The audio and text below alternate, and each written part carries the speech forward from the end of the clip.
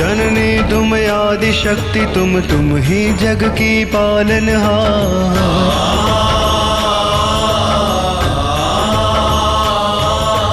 अगम अवर्णित महिमा तुम्हारी देव करे सब जय जयकार।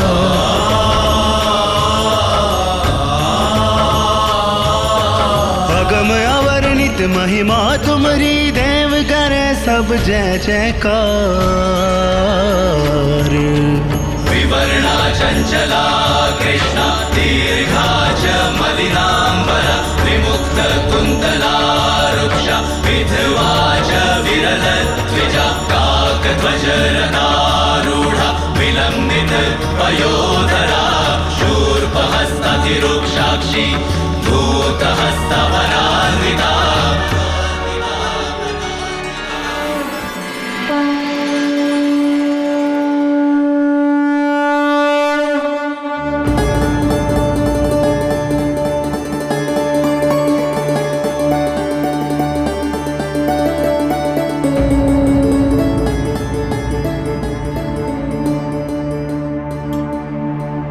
उसकी रक्षा करने के लिए जो कुछ भी संभव था गणेश, वो तुमने किया पुत्र। किंतु भंडासुर ने तो इस विकल्प को स्वयं चुना है।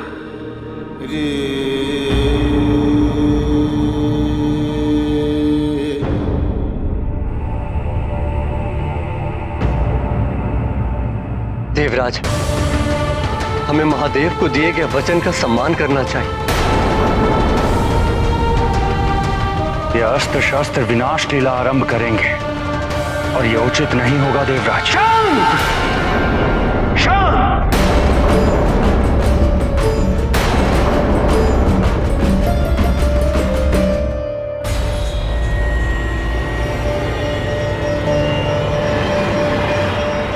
सेनापति का एक दायित्व युद्ध में मंत्रणा करना भी होता है, और मैं आपसे केवल इतना कहना चाहता हूं कि आप इन अस्त्रों शस्त्रों का प्रयोग ना करें। ये उचित नहीं होगा देवराज। बोल लिया? बोल लिया? या किसी को कुछ और कहना है? अब सुनो, देवराज मैं हूं और इस युद्ध में सभी को, यहां तक कि सेनापति को भी मेरी आज्ञा का पालन करना होगा। तुम्हारे पास केवल एक विकल्प शेष है, अपनी पराजय स्वीकार कर लो।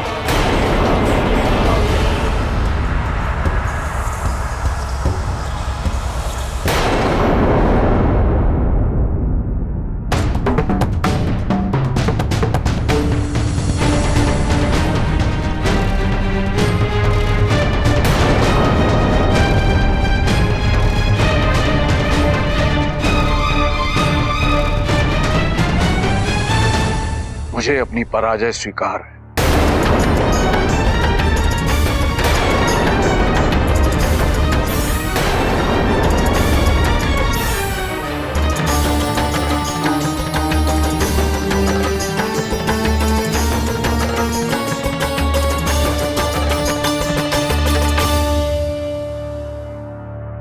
मैंने कहा था ना तुम स्वर्ग के राजा अवश्य बनोगे।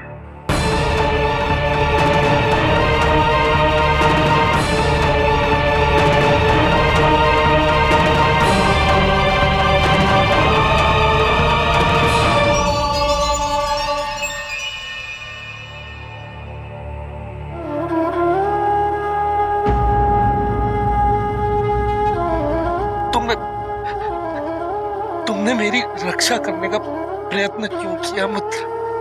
क्योंकि मैं चाहता था कि तुम्हें परिवर्तित होने का अवसर मिले। इस क्रोधाभाव और उससे जतिन घृणा, विद्वेष, भय और प्रतिशोध की भावना से मुक्त होने का अवसर मिले, जो तुम में जन्म से ही विद्यमान है। यदि तुम मुझे एक अवसर देते तो इसका परिणाम विपरीत होता मित्र। तुम उस शुभता को प्राप्त कर लेते जिससे तुम अब तक वंचित रहे। किंतु जब मेरा मूल तत्व ही विकृत था तो कोई भी परिवर्तन कैसे संभव था? मित्र, क्या तुम्हें कभी भी एक क्षण के लिए भी अपने क्रोध से कष्ट हुआ था मित्र? स्मरण करो मित्र। स्मरण करने की कोई आवश्यकता ही नहीं। ऐसे असंख्य क्षण रहे हैं, असंख्य। फिर भी तुमने कभी भी क्रोध से मुक्त होने का मार्ग नहीं ढूंढा। सदैव उस कष्ट में जीते रहे। तुमने मुझे पहले क्यों नहीं समझा? क्यों नहीं समझाया गणेश? समझाया था मित्र, स्मरण करो। अपने क्रोध पर नियंत्रण रखो मित्र। क्रोध हमसे उचित निर्णय लेने की शक्ति छीन लेता है। क्रोध की अग्नि सबसे अधिक क्षति स्वयं को ही पहुंचाती है। क्रोध वो है जो मित्र प्रतीत होता है, किंतु वास्तव में वो हमारा मित्र नहीं है, वो हमारा सबसे बड़ा शत्रु है। मैं तुम्हें मित्र मित्र कह के पुकारता रहा, किंतु तुम क्रोध के वश में थे। तुम्हें मेरी पुकार की पवित्रता, उसके अपनत्व का कोई भान नहीं हुआ। तुम निरंतर उसी दिशा में अग्रसर रहे जिस दिशा में जाने से मैं तुम्हें रोकना चाहता। तुम्हारे पास विकल्प थे मित्र, किंतु तुमने उचित विकल्प का चयन नहीं किया, क्योंकि तुम अपने जीवन को अभिशाप मानते रहे और उसी का क्रोध लिए तुमने जीवन को व्यर्थ कर दिया। तुम्हारा जीवन अभिशाप नहीं था।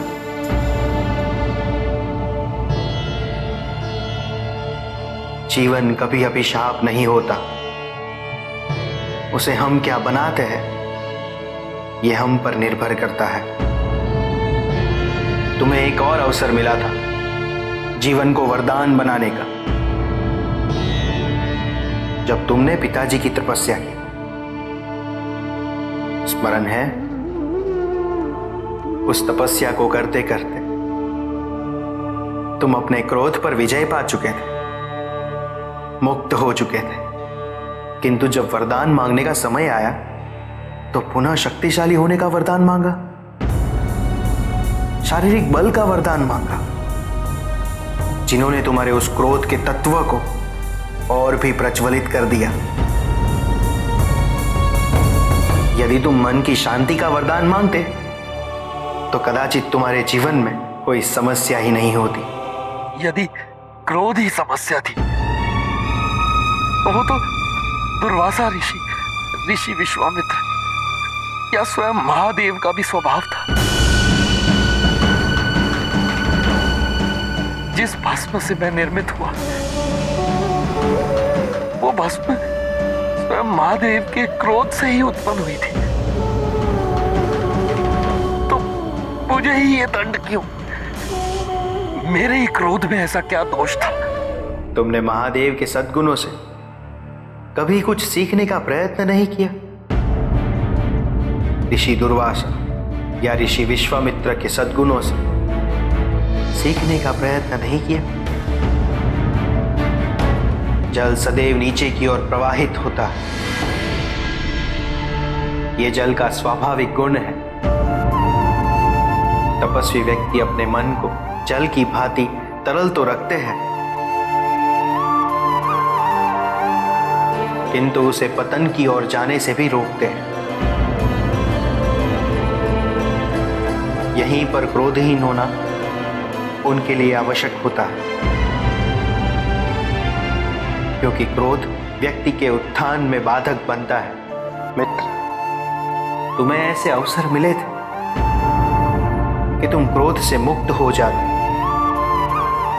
या क्रोध को अपना आभूषण बना पाते, ना कि अपना जीवन। किंतु तुमने उस अवसर को व्यर्थ जाने दिया। देखो मित्र, क्या पाया तुमने क्रोध से? किंतु मित्र, मैं तो केवल स्वयं को सुखी देखना चाहता था। और तुमने सदैव अपने आप को औरों की तुलना में सुखी देखने का प्रयास किया। सुख की कभी कोई तुलना कैसे हो सकती है मित्र? सुख तो केवल आंतरिक होता है, और तुमने उसको सदैव बाहर ढूंढा। तुमने चाहा कि जैसी तुम्हारी इच्छा हो वैसा हो। क्या यह कभी भी संभव हुआ? और इसलिए तुम्हारा क्रोध कभी समाप्त नहीं हुआ, क्योंकि तुम्हें यही प्रतीत हुआ तुम्हारे साथ पक्षपात हो रहा है, तुम्हारा महत्व नहीं। इन कारणों से तुमने अपने क्रोध को ही अपना अस्तित्व मान लिया। क्रोध के द्वारा तुमने औरों को भयभीत कर अपनी इच्छाओं की पूर्ति आरंभ कर दी। किंतु क्या तुम सुखी हुए? नहीं मित्र, तुमने सुख का मूल ही नहीं समझा। सुख की कामना की, जिसमें कोई बुराई नहीं है, किंतु तुमने उसको प्राप्त करने के साधनों और उपाय पर कोई ध्यान नहीं दिया। क्रोध और अहंकार के द्वारा सब कुछ अर्जित किया जा सकता है, सुख के अतिरिक्त। यही तुम्हारे साथ भी हुआ। मैं अपने प्राण त्यागने से पहले एक बार, केवल एक क्षण के लिए अपने क्रोध से मुक्त होना चाहता हूं। क्रोध मुक्त होकर मृत्यु को प्राप्त होना चाहता हूं।